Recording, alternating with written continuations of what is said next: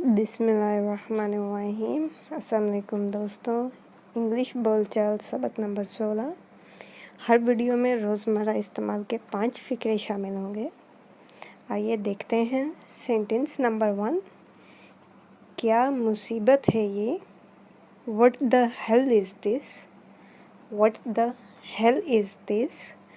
आप इन सेंटेंसेस को बार बार रिपीट करें, बार बार लिख के देखें, आपको याद हो जाएंगे इजीली। सेंटेंस नंबर 2, उनके साथ क्या हुआ? What happened to them? What happened to them? Sentence number 3, दरवाज़ा किसने खोला? Who open the gate? Who open the gate? आप इसको जितना रिवाइज करेंगे आपको उतने अच्छे तरीके से ये सेंटेंसेस याद हो जाएंगे। सेंटेंस नंबर 4, मेरा मैदा ख़राब है। I have an upset stomach. I have an upset stomach.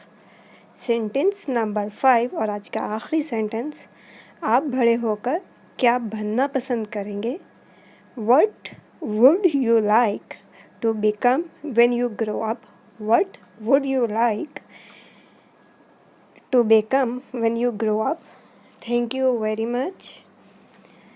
दोस्तों, please subscribe our channel Sabeka for watch more information video. Allah Hafiz.